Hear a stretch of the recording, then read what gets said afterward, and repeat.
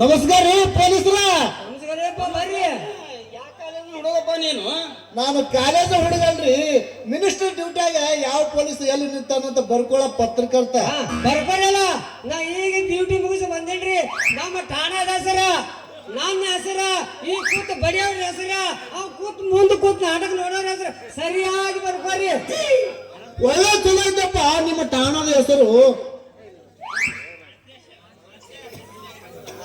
ಮಾತ್ಯ ಬಿತ್ತಲೆ ಕಣ್ಣ ಕಸರು. ಅದು ಹಾಕೋಳೆ ಬಿಳಿ ಅಕ್ಕಿ ಹಾಕಿದ ಹೆಸರು. ಇರ್ಲೇರಪ್ಪ ಬರ್ಕೋತೀನಿ ನಿಮ್ಮ ಬರೋ ಹೆಸರು. ನಾ ಕಾಂತೇಶ. ನಾ ಮಾತೇಶ.